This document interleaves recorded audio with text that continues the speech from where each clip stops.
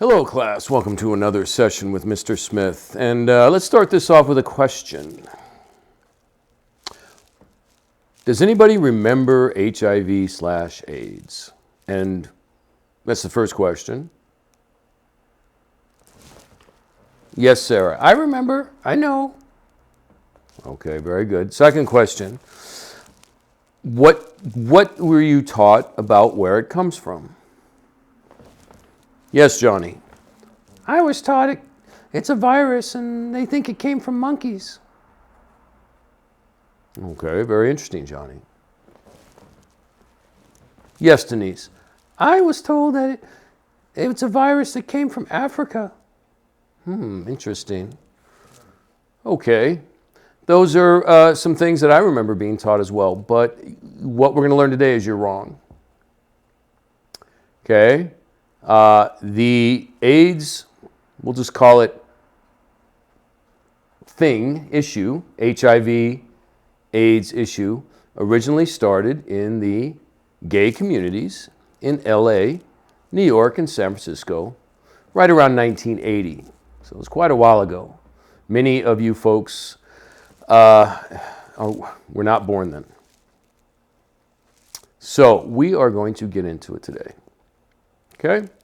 All right. So let me tell you a story. Oh, Mr. Smith, I love the stories. Okay.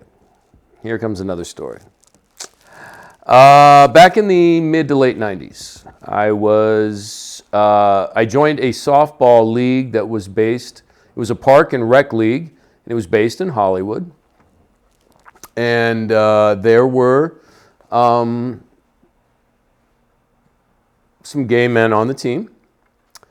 And one was, at the time, he was about 50. And the other one that I recall was about 40. And I got to know these gentlemen over time. And one day after softball, we were having lunch, and the games were on Sundays, I believe. It's been a while, a long time ago. And this particular, the 50-year-old man admitted that he was HIV positive, right? And he said that he found out he was HIV positive in 1984. Okay, now I remember 1984. I was in high school. And I remember, we were all, that the whole HIV/AIDS thing was still really, really new.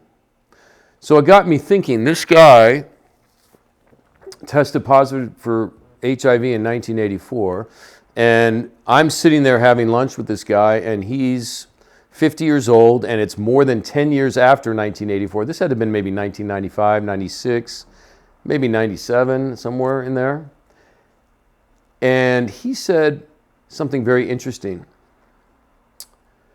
He said he had so many friends dying around him in the early 80s, but not him.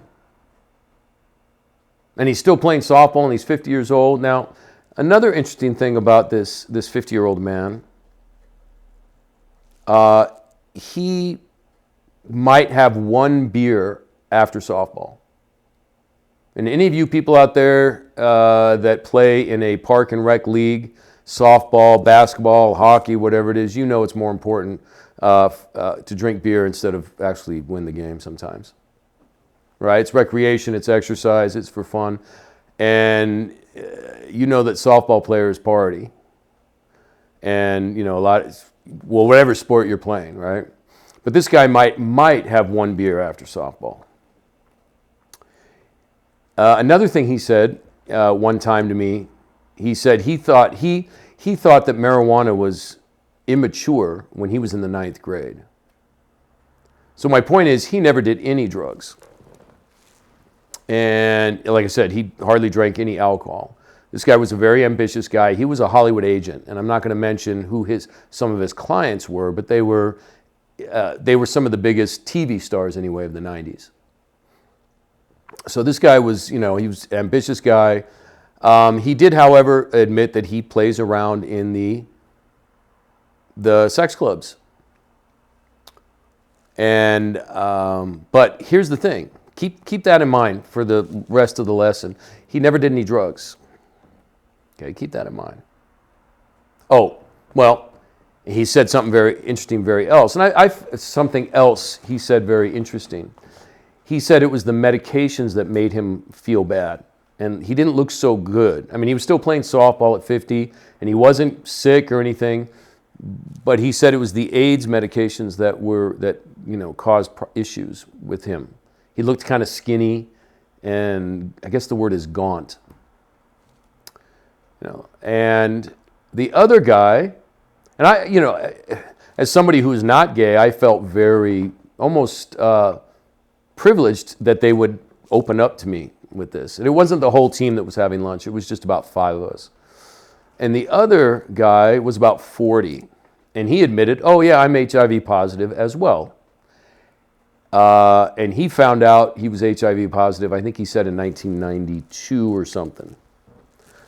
And he also was healthy playing softball, and he also was on AIDS medications. So, I started thinking, well, if this is such a deadly disease and everybody's afraid of getting it, I remember a nurse at the school I was working at the time, there was some blood that a student actually had a bloody nose and it dripped on the floor, and she was running in and go, nobody get near it, nobody get near it. Oh, she was putting on gloves and a mask, and she squirted it with whatever and wiping it off. And I mean, she was so afraid that somebody might catch HIV from this spatter of blood that was on the floor. It started me thinking, I'm like, if this HIV AIDS thing is so deadly, how come these two guys are still alive? And as far as I know, I lost contact with them after about the late 90s, and I'm thinking, but as far as I know, they're still alive. Somebody told me that, yeah. So it makes me wonder. So I started thinking, it makes me wonder, what is, even 20 years ago, I was like, what is it with this AIDS thing? So I started looking into it. It actually became a passion of mine in the early 2000s, just studying things. And I came across, what else happened here? I just remember I was in a chat room. This is the early days of the internet, right? When you still had, chat rooms and you just type in, right? There was no Zoom. And I don't know, I just remember there was tons of people in the room. And somebody typed in, oh, I don't want to get AIDS, and I don't want to, so I'm not going to do this, And somebody typed in, and I'll never know who this person was, but they typed in, it's not caused by, the problem is drugs, drugs, drugs. And he typed drugs in 20 times, just repeated it. And then he typed in a website. And I don't know if anybody else in that chat room went to that website, but I did later on. And it's called virusmyth.com. And I have it up here. So we're going to take a look at this website. Nothing has been added to it for about 8 or 9 years. So it's an old website, but it's still up. And you can see it's very early 2000s, late 90s website. There's nothing fancy on here. It's just a bunch of text. But it is interesting. And I remember looking at this website 20 years ago and just being obsessed with everything on there. Because, again, why do I have this channel? I believe in the truth, right? And searching for the truth. And I do believe that the truth might be harsh, but it will set you free. So we're going to get into this. We're going to rethink AIDS. Okay? So, let's go to the first thing. When you go to this Virus Myth website, let me put it up here on my lap.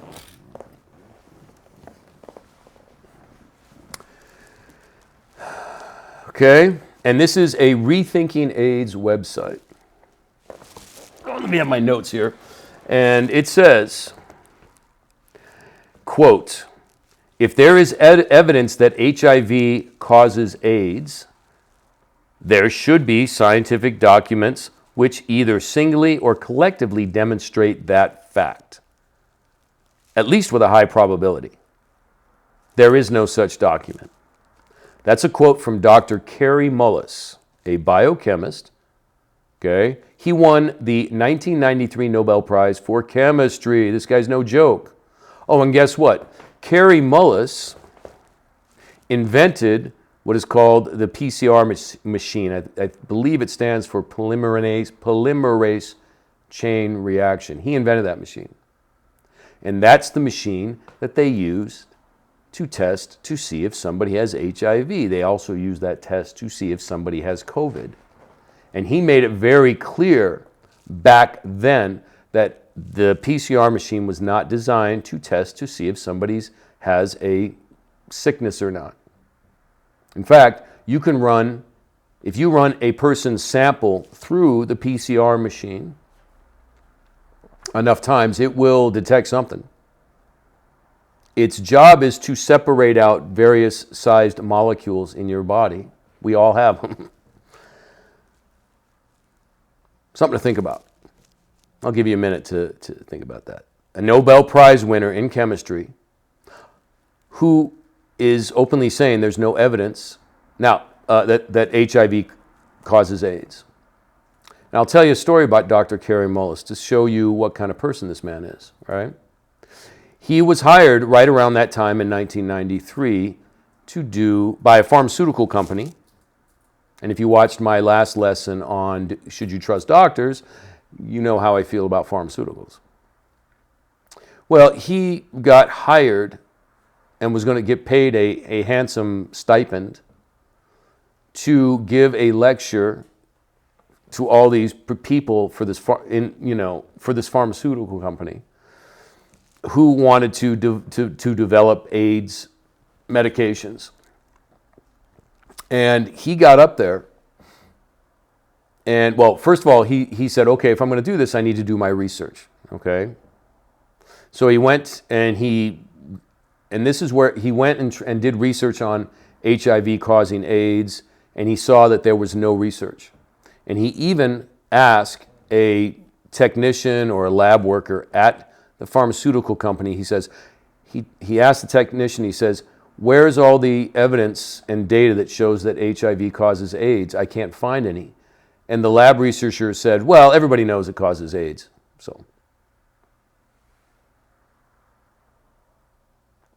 So this Dr. Kary Mullis, and I got to give a shout out to this guy, got up in front of all these people and said, I can't give a talk on AIDS medications because there's no evidence that HIV causes AIDS.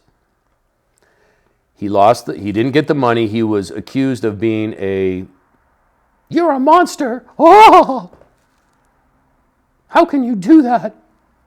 You're keeping these people from getting healthy. And he's like, now, this guy is a true scientist, right? If you're into the scriptures, right, it says, beware of science so-called. Okay? It's not saying beware of true science, which is about getting at the truth. Scriptures say, beware of science so-called.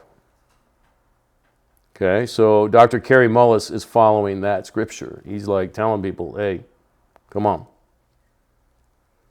So this is not just some schlub off the street. This guy, he's a stud, right? 93 Nobel Prize for chemistry, invented the machine that they're using to test for COVID and HIV, and he says it wasn't meant for that. Okay, let's move on.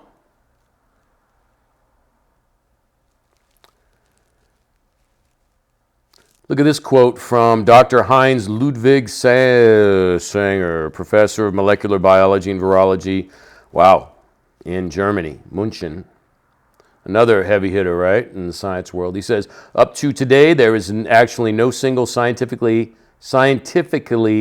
really convincing evidence for the existence of HIV. Wow. Not even once Such a retrovirus has been isolated and purified to the methods of classical virology. Okay? Now, this website was last updated in, I think, 2012. So, yeah, it says 2013. So this website, but again, you can understand, we were taught by the mid-1980s that there's an evil virus out there and it causes this AIDS thingy. So what the heck's going on here? Well, let's look a little bit further. Now, this website goes into different sections. We're going to look at this one section here. Okay, let's look at Kerry Mullis a little bit more and see what he has to say. Okay. Okay, you already said that. Oh, okay, I already got Kerry Mullis. So let's move on to somebody else. He's not the only one. Oh, by the way, this website has tons of scientists, doctors, even dentists, registered nurses, all who have signed. Back in the early 90s, they all signed on to say that they need to reopen the debate and the discussion of what AIDS is. Okay? All right. So we've established that there is no scientific evidence that there is even a thing called HIV that causes AIDS. That theory has been pretty much debunked. Let's look at something else here. What do we got? Let's see what... here's another molecular biologist at Berkeley, Peter Duisberg. Let's see what he has to say. This guy is another big dog, right? One of the most important whistleblowers, they call him whistleblowers, Dr. Peter Duisberg, professor of molecular and cell biology at the University of California, Berkeley. Okay? And after studying the AIDS literature, Duisberg started questioning HIV in 1987. He claims there is no virological nor epidemiological evidence to back up the HIV causes AIDS hypothesis. In science, right, you have a hypothesis, and if it's shown not to be the case, you have to man up and reject it. But that's not being done here, is it? Instead, the virus is biochemically inactive and harmless. And AIDS is not behaving as a contagious disease, he says. Okay, and we're going to see that. All right, but that's Dr. Peter Duisberg. Okay, let's look at, here's a smoking gun right here. Let's look at another one. Let's go. Let's go. Where are we going? Where are we going, Mr. Smith? We're going to the next one. That's where we're going. We're going to this section right here. All right, here we go. This guy, John Lauritsen. Let's talk about John Lauritsen. Okay. John Lauritsen established a career as a market research executive and analyst.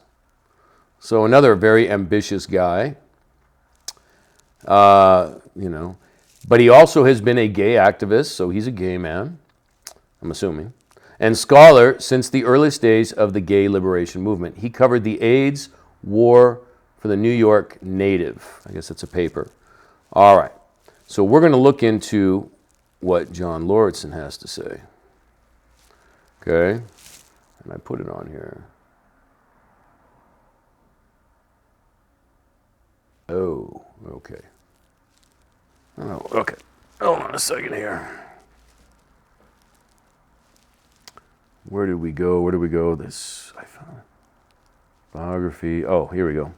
We're going to look at an interview with John Lauritsen. Ready? Wow, I don't know if I'm going to read all of this, but let's see. Interview with John Lauritsen, April 1997. Let's see. Okay, so Zager is the interviewer. And he's talking to John Lauritsen, and says, how did you first get interested in looking at alternative perspective on AIDS? Lauritsen, I started becoming interested in AIDS in 1983. It was clear even then that the public health service was on the wrong track, and I certainly appeared and it certainly appeared to me that AIDS was not an infectious disease. I thought it was very likely that the illnesses called AIDS must have something to do with the behavior or the circumstances of those gay men who were getting sick. So I read everything there was on the topic of AIDS, which you could do then. I guess he's implying that in the 90s they kind of were hiding stuff. There was only about 18 to 20 medical articles at that particular time. That's changed because apparently now there are over 100,000 articles on AIDS, and no one could possibly read more than a tiny fraction of that. But I came across an article by Arthur Evans from many years ago on the topic of poppers,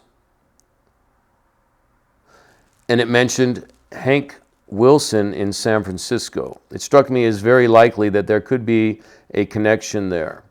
So I contacted Hank and we started collaborating towards the end of 1983. We published our first pamphlet on poppers and AIDS. It was mostly a bibliography, but we did make the point that you could make a reasonable case that poppers had something to do with AIDS, particularly with Kaposi sarcoma. All right, since a lot of you guys don't know what this is, poppers is a street name for an inhalant, and we're going to look at it. And this might get a little graphic, so if you have children, you might want to remove them for a second.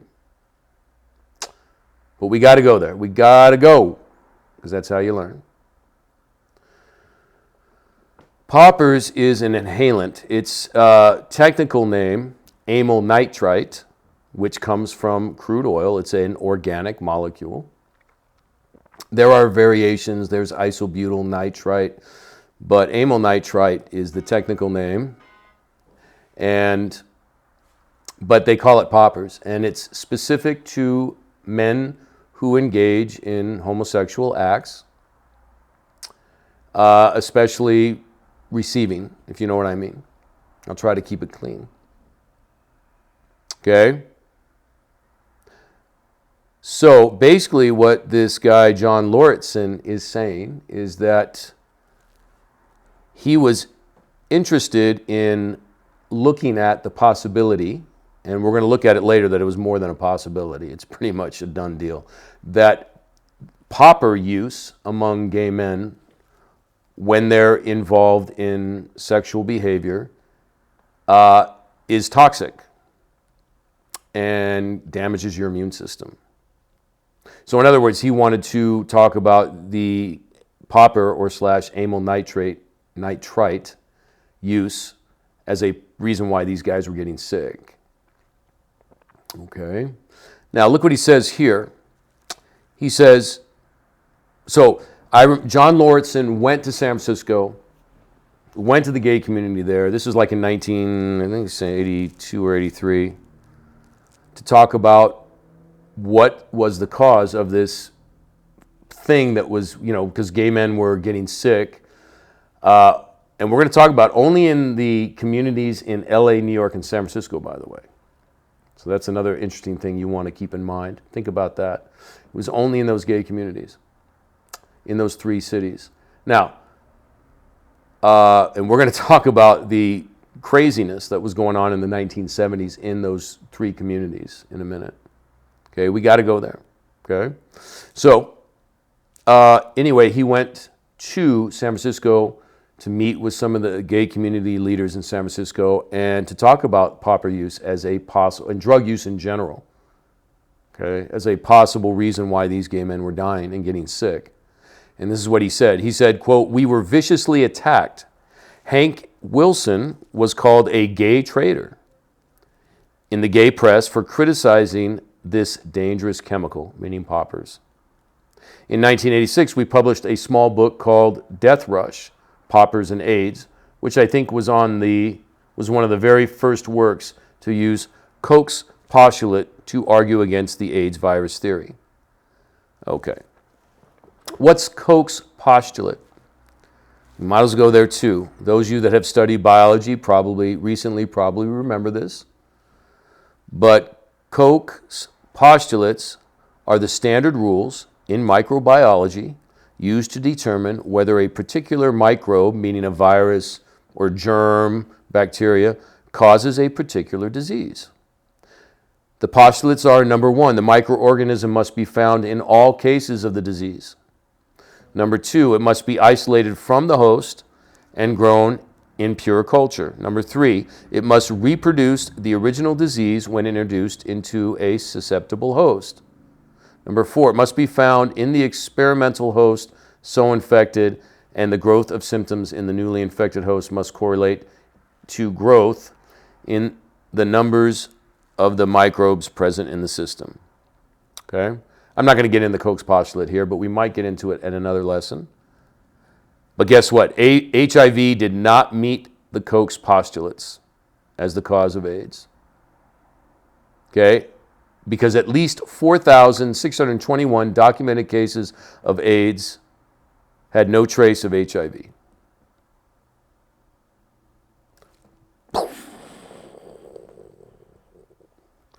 Woo! All right, well, we're going more. Where are we going now, Mr. Smith? We are going. All right. One last thing here. So this guy, John Lauritsen, was basically, and this other guy, Hank Wilson, who are gay men, were considered to be gay traders. They were, because, well, we'll talk about maybe why that is, for bringing up this drug use, specifically this popper use, as a cause of why these men were getting sick. All right, we're going to do the last thing on this virus AIDS virus myth website. You can, oh my gosh, just remember virusmyth.org or com, but you can find it. Last thing, they have a section called the group. And basically this section here that's called the group shows the group for the scientific reappraisal of the HIV/AIDS hypothesis. Okay, this came into existence, says right around 1991. Okay, but basically here, there are easily, man, I would say, and these are just the ones listed here, easily 500 doctors, PhDs, registered nurses, all who have signed on to this thing to try to reopen and reinvestigate the cause of AIDS. Okay, but do you ever hear about these people? Never. And that's the other thing that probably you're going to see in a lot of the work I do is there's a theme here that a lot of real science and there's a lot of real information out there that's not being heard, right? For various reasons. And we're not getting fair and balanced reporting. Everything's either one-sided or they just don't, whoever, when I say they, the powers that be, they don't want you to know certain things, okay, for whatever reason. And those, but there's, I mean, I'm looking at this thing and there's just so many people that have signed onto this thing. And this was back in the 1990s. Now where are we going, Mr. Smith? We are going to this book called AIDS Incorporated.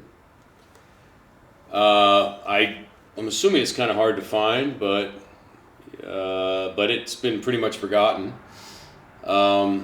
It's by John Rappaport, and it was done in the what do we got here? Late 90s or early 90s, I think. Late 1980s.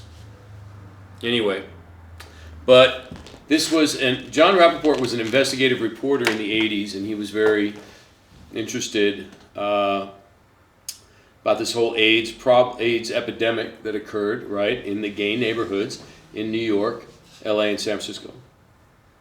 And what he found, I can't read the whole book, but we're going to take some selected pages and we're going to talk about it, okay? First, we're going to start with the foreword. Let's see what it says here.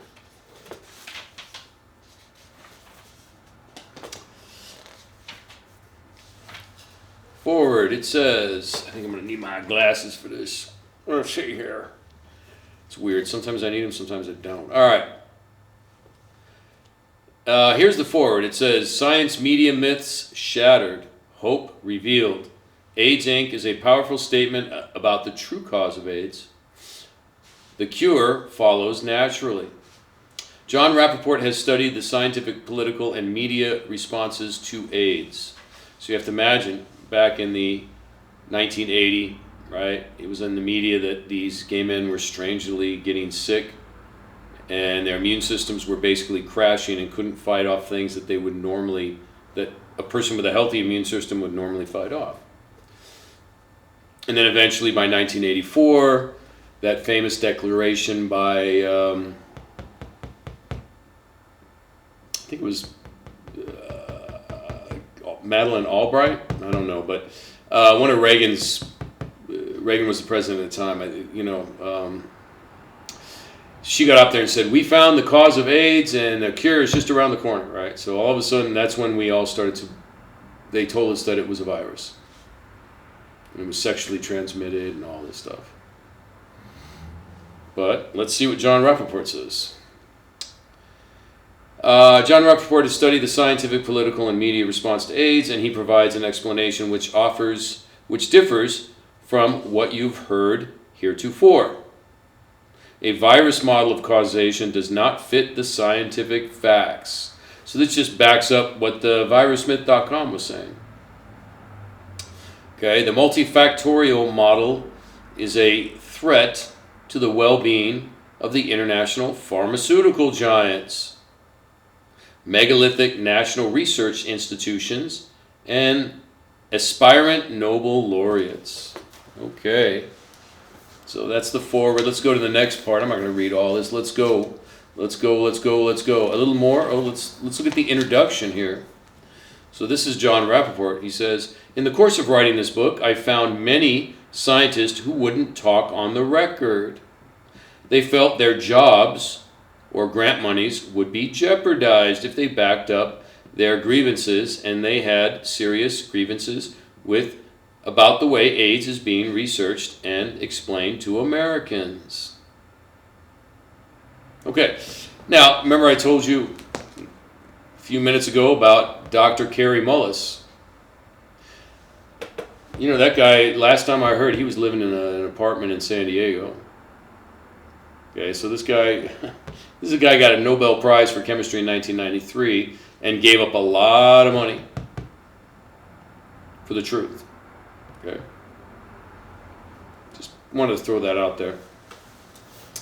Let's go to, all right, let's go to this.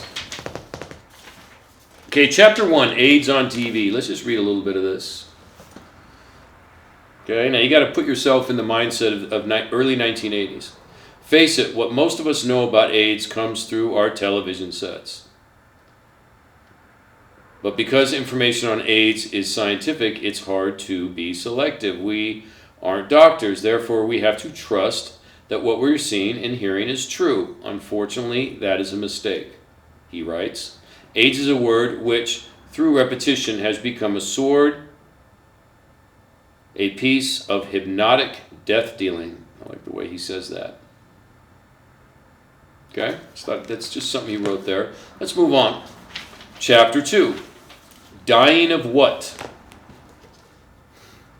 Okay, we're going to read a little bit here. Okay, in a house on Vermont Avenue, that's in LA. Okay, a 25-year-old man with a chalky face is dying of AIDS. He sits in a chair propped up by pillows covered with a blanket and watches television. Outside in the backyard, I talk with his parents. The husband, a short, stocky man who has spent most of his life tending bar in Sacramento, tells me something is wrong. Wrong? Everyone knows the son is dying.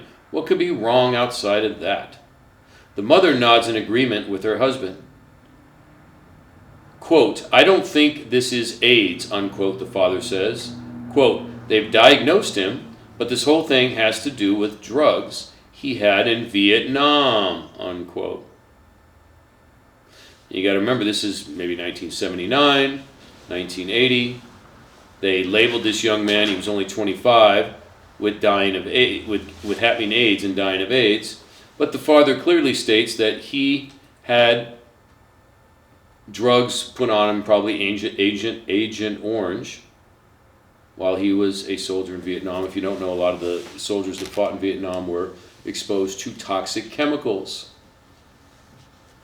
Okay? Just like the soldiers in World War I were exposed to a lot of toxic chemicals, and then they came back and died of what has been called the Spanish flu. Interesting.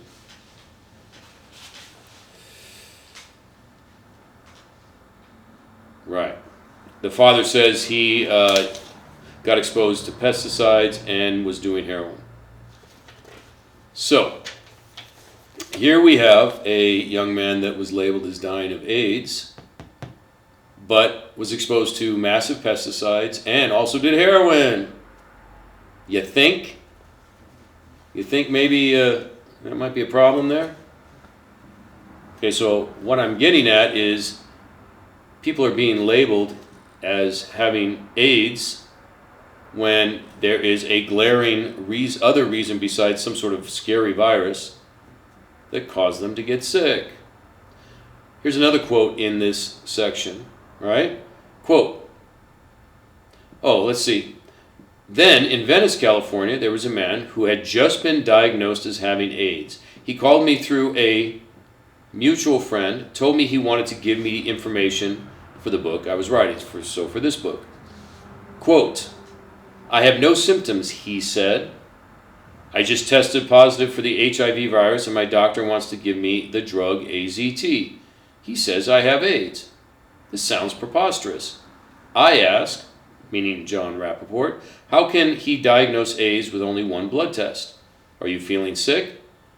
And the man says, I feel fine. My doctor tells me because I had headaches recently, the AIDS virus is probably in my brain. This is what was going on, 40 years ago. Just some things. Okay, that night we meet for dinner. He tells me he knows 3 or 4 people whose doctors have started them on AZT, the AIDS treatment. By the way, AZT was the first AIDS treatment that came about in the mid to late 1980s, so that's probably what this is right here. Okay, well, guess what?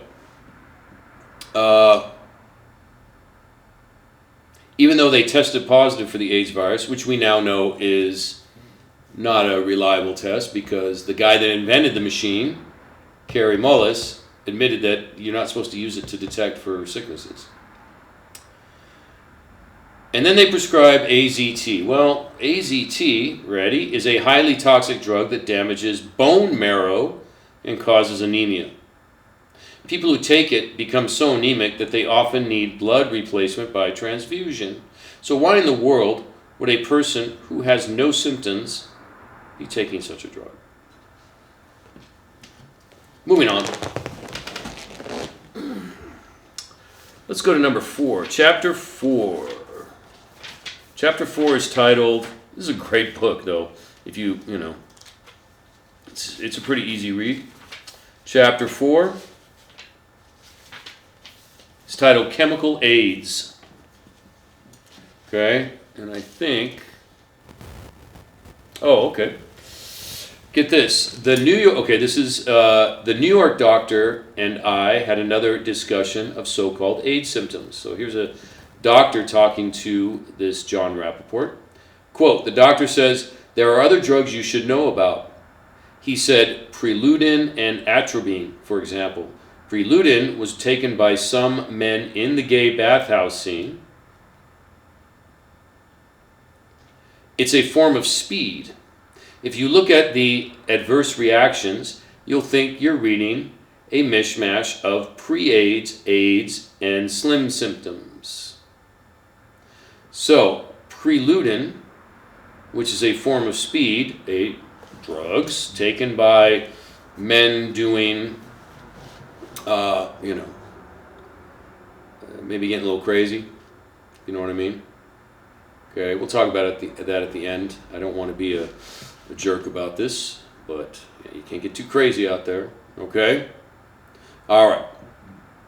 I did look up reactions to the drugs he mentioned, and standard any standard drug guide will tell you Preludin can produce weakness, fatigue, malaise, confusion, shortness of breath, diarrhea, stomach pains, rashes, bone marrow depression, immune system components. Immune system components are made of bone marrow. Interesting. Never knew that. Excessive sweating, chills, fever, suppression of appetite. Wow, those were all the symptoms that we were told was caused by this virus.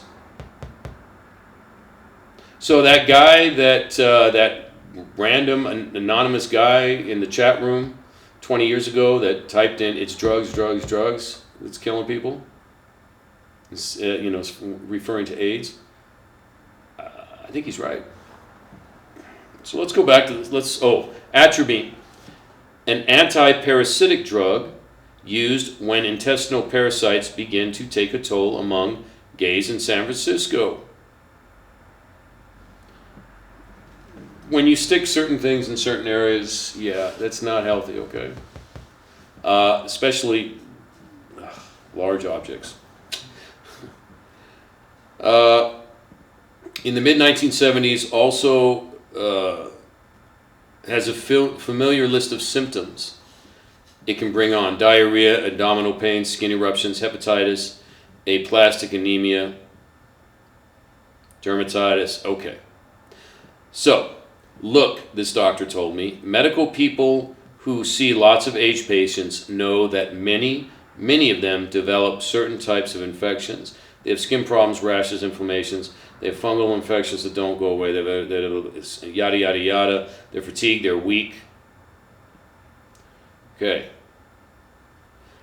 And he goes on, but the doctor says, but nobody has seriously considered that these symptoms could mainly be caused by various chemicals.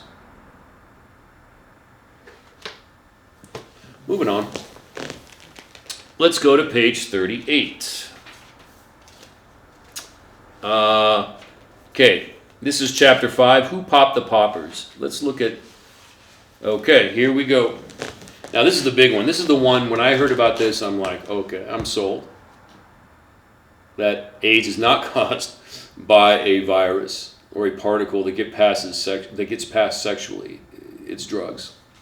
Okay, one of the drugs that is specific to gay men is this thing called poppers, right? Let's read about it. Inhalant nitrites have been used widely in the gay community as an orgasm enhancer and muscle relaxer during sex. Okay, just think about that for a second. They're inhalants. Okay? Inhalant nitrites. Now, nitrites are derivatives from oil, crude oil. And, let's read on. They have now been banned in Wisconsin, New York, and Massachusetts. California still allows them to be sold, but has a law requiring warning signs to be posted at point of sale. The multi-million-dollar popper industry has managed to stay alive by classifying and selling its product as room odorizers. That's criminal. Although under such interesting names as hardware. Okay, so, this is crazy. A May 1985 ad in The Advocate, which is a gay newspaper, showed a bottle of hardware, which is poppers, with a warning prominently printed on the neck of the bottle. Warning, may be fatal if swallowed, skin irritant and severe eye irritant, flammable. Okay? But men still use this when they're doing, gay sex. You think that might be a problem? It's somewhere in this book. It says that one of the prominent people in the San Francisco gay community at the time, one of his friends, this woman, said, "Yeah, he's a popper addict."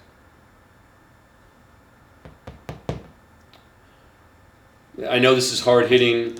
I'm not in any way. I'm warning, I'm saying if you're a young person and you want to live that lifestyle, stay away from the drugs. Okay? Stay away from the drugs. If you see a movie called, I think it's called Gay Sex in the 70s, it was a documentary about the New York City scene in the 1970s.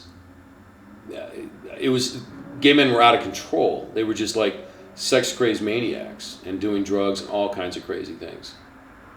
That was the lifestyle. So it's just something to think about. I'm just going to say it. Okay, but let's move it on, right? But you don't have to be like that, just because you're gay. All right, let's move on. Page 41. It says, while it is unlikely that nitrites, meaning poppers, will be implicated as the primary cause of AIDS, their role as a cofactor in some of the illnesses found in this syndrome has not been ruled out. I must insist that you discontinue the misuse and misinterpretation of CDC findings. It is highly probable that the first 5, the first 50, the first hundreds AIDS cases were all heavy inhalant nitrite users. In 1981, the Standard Medical Laboratories tested some samples of different brands of poppers and found them to contain kerosene, hydrochloric acid, and sulfur dioxide, among other impurities. Yeah, so you're inhaling kerosene in your body. Another oil derivative that should not be in your body. Okay, so you can read on, but these poppers are definitely toxic. Okay, please stay away from them. You might be offered that stuff if you're involved in that scene, lifestyle.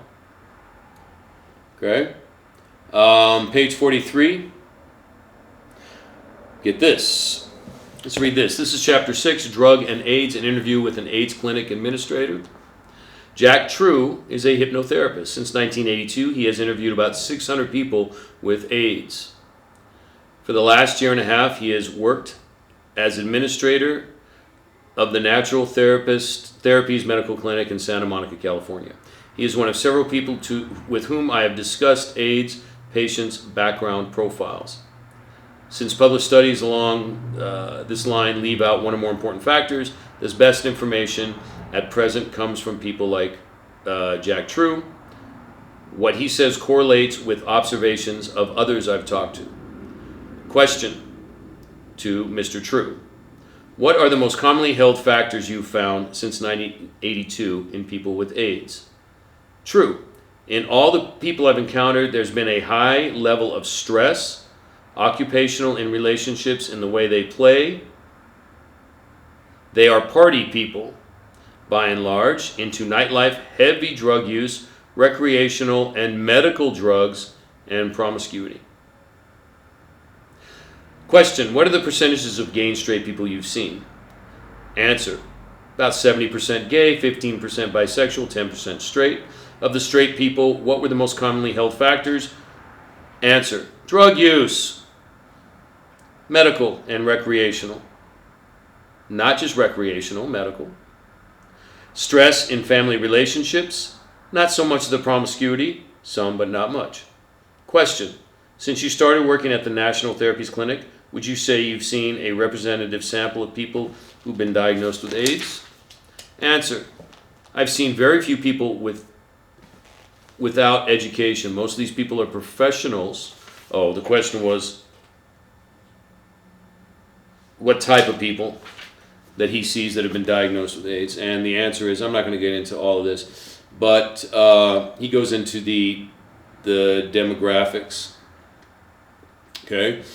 And if you read the rest of this chapter, he goes into the writer Rappaport talks to this therapist and summarizes the therapist 10 of the therapist cases, all that claim to have AIDS. All right. Okay. And if you read all of them, there's a common thread. Drugs, drugs, drugs, drugs, drugs. Drugs, drugs, drugs. Tons of drugs.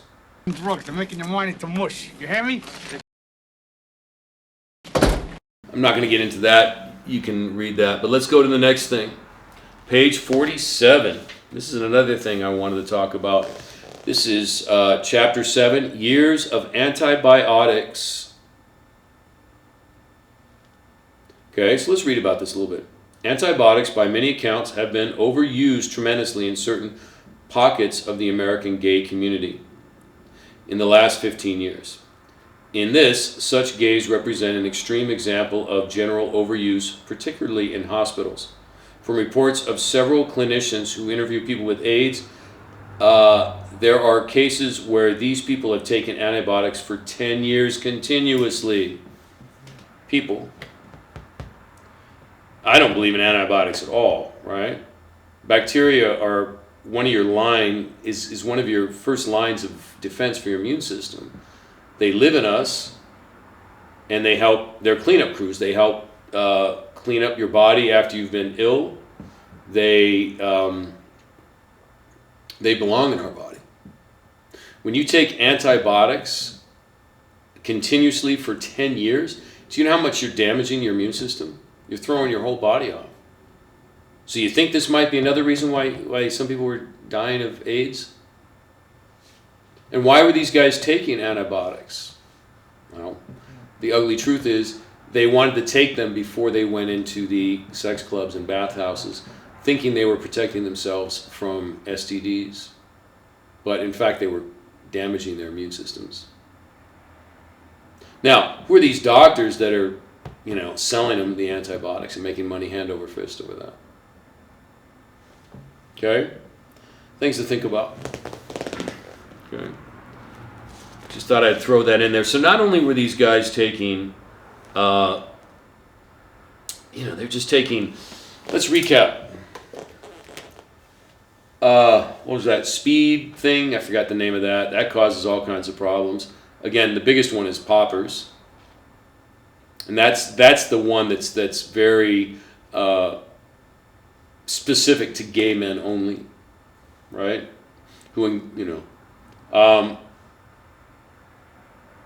Copious amounts of alcohol, cocaine, and antibiotics. No wonder these guys were getting sick. It's a real shame that they made us think it was a virus. We're all running around scared, getting tested, stressed out. Oh, am I going to get it? Am I going to get it? Drives me crazy sometimes. But let's move on. Let's go on to this. Okay. Enter AZT. Okay. One drug which has immunosuppressive effects, meaning it suppresses your immune system, is the single medical preparation licensed to treat people diagnosed with AIDS. So it is an important substance. It's called AZT. And AZT was pretty much the first treatment, right? And remember my friend said, the softball player said it's the medications that make him look bad? Remember this guy, let's go back to this guy, right? This Hollywood agent, very driven guy. He thought pot was immature in the 9th grade. Man, I was like first discovering pot. I was like, wee, this is great, This is the type of guy he was. Maybe have a beer. All right? So he wasn't doing any drugs. So let's answer his question. He goes, I don't know why all my friends were dying around me. It's because you weren't doing the drugs, dude. That's why. Hello? All right. And that includes pharmaceuticals, people. Okay? Anyway, let's see if I had something else on this. No, it's in here, right? But AZT is immunosuppressive. And I think AZT is in that class of, get this. For prevention, use a drug, AZT, which damages bone marrow, the place where raw material for immune cells are turned out. So why would you prescribe people already having problems with their immune system something that's going to damage the immune system more? It makes no sense. It's craziness. The other softball player that also tested HIV positive, I felt so bad for the guy because he would every other week he'd have to go see the doctor and measure his T cell count. You could just see the stress on his face. This was his life now. And all for what? Because he was being lied to. He didn't even have to worry about all that stuff. That guy, the only thing, he smoked weed and drank, but that was it. He wasn't doing anything else. So you think maybe those two guys, the reason why they're still around? Oh my gosh. You can see why I get angry. Because I care about people. All right, page, and I just hate this, these craziness, lies. All right, let's go on to page 88. Let's talk about this a little bit. Here we go. It says, a gay man from Ohio told me that in the late 1970s, I'm going to sit back for this one, that in the late 1970s, he and a number of friends had vacationed in New York, San Francisco, and LA, the three cities where the overwhelming percentage of AIDS among gay men has been diagnosed. We went to all the bathhouses. We returned home to our cities.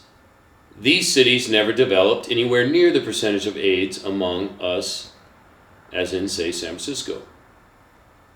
This is true. So what he's saying is when they went back to their smaller cities in Ohio and stuff, how come people weren't dying of AIDS there? They weren't doing the drugs and going crazy, that's why. All right? Remember, in LA, New York, and San Francisco, that's where all the craziness was going on. Drug use, bathhouses, and etc. Let's go on. With gay men all over the U.S. taking vacation trips to San Francisco, New York, and L.A., a transmissible AIDS-causing HIV virus would have been transported back to Des Moines, Atlanta, Sandusky, Salt Lake City, and many other cities and towns across America. AIDS would by now be showing a very wide distribution across the U.S. among gays. This has not happened, according to reports. The conclusion? Perhaps that a vacation is not long enough to absorb the necessary quantity of drugs, which, along with STDs, actually comprise much of the immunosuppressive effects called AIDS. Just more evidence of what we're talking about, that a virus is not the cause of AIDS. Just thought I'd throw that in there. Let's go to page 102.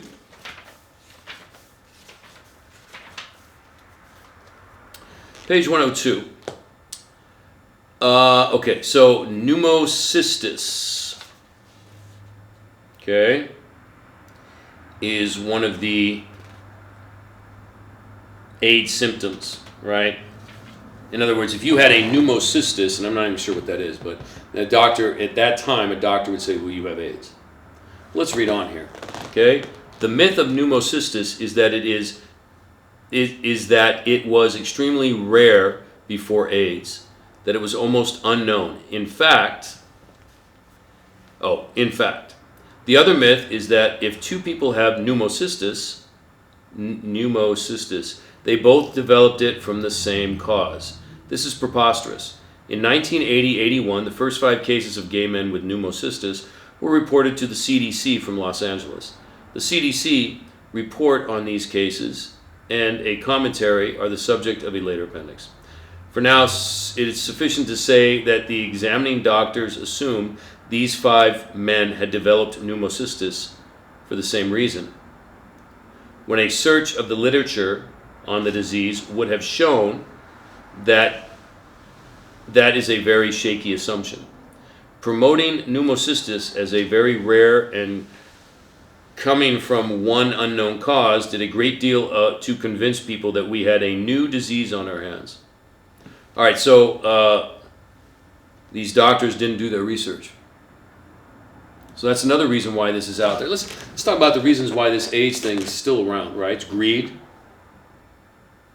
fear, addicts that don't want to own up to their addictions, I know it's a tough thing to do, but people who are really overweight say it's a glandular problem. No, come on. You're eating too much. Right? When I used to smoke cigarettes, I'd be like, oh, I can quit anytime. Oh, I'm just doing it because, I'm in a bar. Or I'm just doing it because I'm bored. Next thing you know, 5 years later, I'm just doing it. No, you have to own up to the fact that you're addicted to something. And then you can take steps to take care of it. So, where was I going with that? Okay, so I would say a lot of gay men just didn't want to own up to the fact that they had drug issues, especially poppers. Okay? We all have problems owning up to our addictions, but you got to do it. But let's move on. Okay? Here's the thing. Okay, so this pneumocystis, which was a symptom that pretty much labeled you, if you had this symptom, labels you as having AIDS. And promoting it as a very rare is off, okay? It says here, the Pneumocystis protozoa is found in 70 to 85% of healthy people. It causes no harm. It is one of those germs which establishes an easy relationship with the host. However, when somebody is immunosuppressed, this protozoa can harm you. So how do you get so I love that word, suppressed? Drugs, hardcore drugs. That'll compromise your immune system. Stress. Okay. All right, just thought I'd throw that in there. There's so much in this book that's good. All right, let's go to page 113. An interview with a molecular biologist. Does HIV cause AIDS? That's what this chapter is all about. Let's read a little bit of this. The following interview with a respected molecular biologist was done in the winter of 1988. As publication of this book neared, he decided not to go on record with his remarks, so I deleted his name from these pages. Okay, he didn't want to go. He didn't want to know. He's probably afraid of his career. Maybe even people harassing him. Who knows? Can't blame the guy. Okay, so let's read. Okay.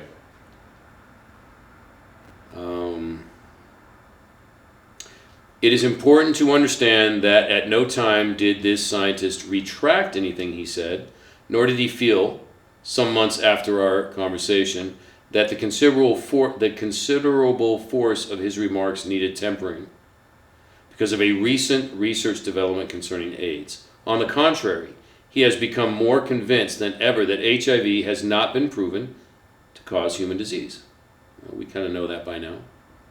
He had his own personal reasons for removing his name from this interview. They concerned how he would be judged by his peers, most of whom are utterly convinced that HIV is the central disease agent of our time.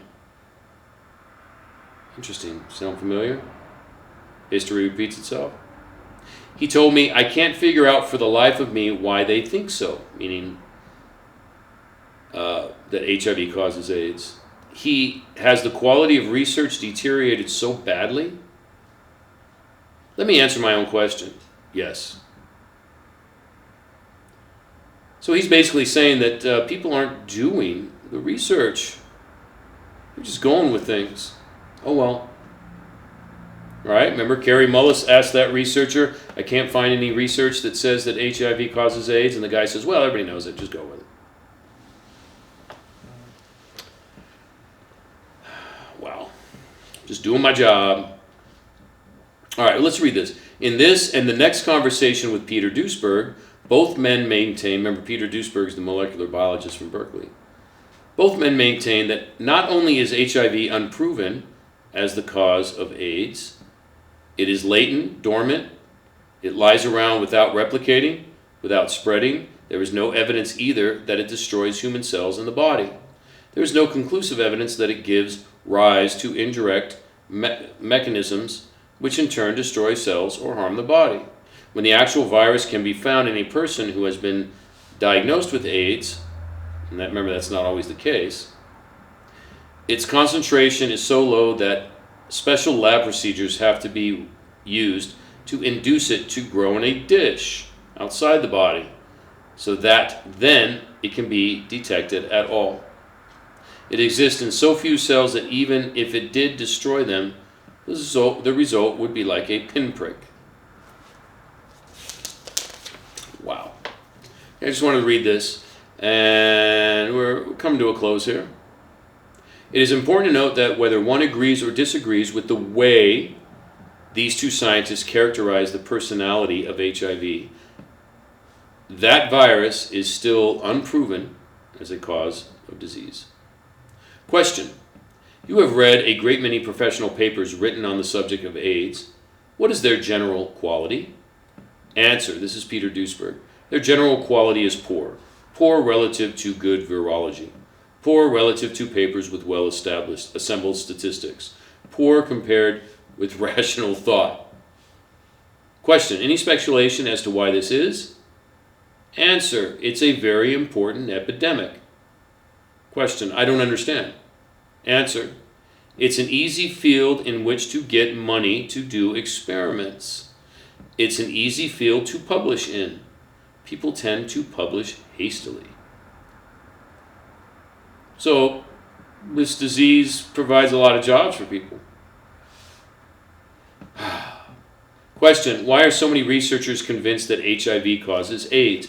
Answer. You mean people who work with on HIV?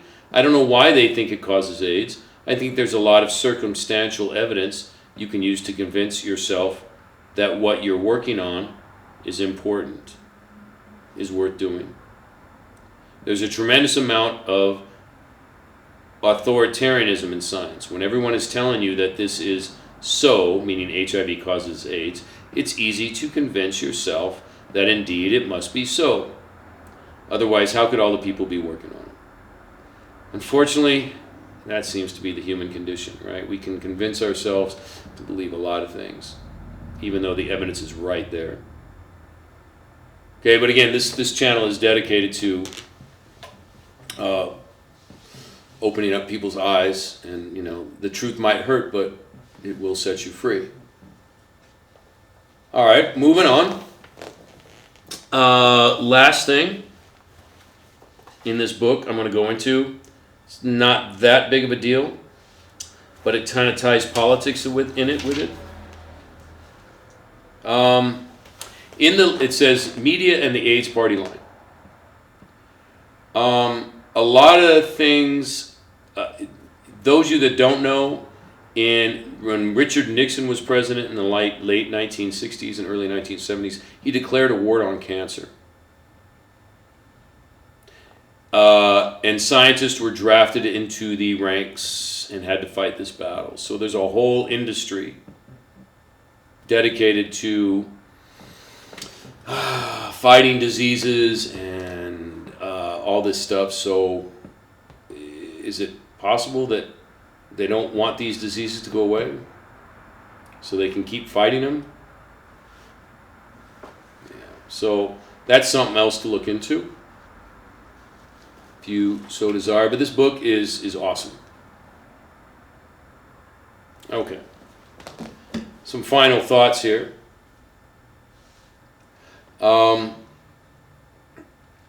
I remember seeing, I think it was in here, but I couldn't find it, but it might have been that they interviewed 87 gay men all dying of AIDS in like early 1980s. 84 out of the 87 admitted that they were daily amyl nitrite users, popper users. 87, or the 3 that said they did not use it, said, however, that when they would go into the gay clubs, the bathhouses at that time, there was so much secondhand popper fumes floating around, like, when we used to be able to smoke cigarettes in the bar and the bar would be all smoky, that these 3 said that they were breathing it in constantly secondhand. And they were going into these bathhouses on a daily basis. I saw some of the statistics. I mean, it was out of control. They were not taking breaks from their activities, if you know what I mean. The drug use, the things in the bathhouses that go on is crazy. Okay. All right. A couple other things. I've never known anybody that's actually died of AIDS. In all the years, never known anybody. Let's pose a question. Anybody know anybody that's died of AIDS? And what do you think about that? Would love to hear it in the comments. I know this can be a harsh one, but it's really not controversial. I say, oh, he's so controversial. It's not controversial. The facts are there. Okay? All right. Robert Gallo, one of the scientists that is credited with discovering the HIV virus, other scientists think he's kind of a joke. Okay, just thought I'd throw that out there. There's little other things. Okay, so it seems to be the case that this whole AIDS thing, this whole HIV thing, came about as a result of greed, people not wanting to change their jobs, laziness,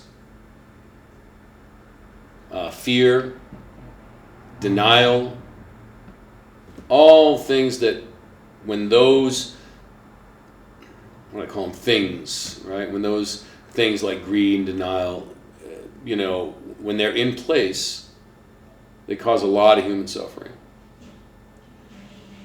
So I encourage you guys to look into this. If you want to see, there's one other thing that makes me worried is that I came across a YouTube channel. I cruise YouTube, look at things. Of course, we all do. And I came across this gay man from Atlanta who was telling people a story that his gym partner got invited to a weekend retreat where it was going to be all gay men, weekend retreat, and the drugs, poppers, antibiotics were all going to be supplied for the whole weekend. So it seems as though this thing is coming back, this behavior. And now this particular guy that had the YouTube channel, he's like, he can't believe that's going, He was like, are you kidding me? He goes, I'm not going to that thing. So you don't have to get involved in the drugs and all that stuff if you decide to do that.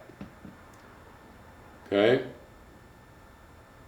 So anyway, that's the lesson for today. Kind of hard hitting. I'm your humble servant, Mr. Smith, and I hope you have a blessed one, and we'll see you next time.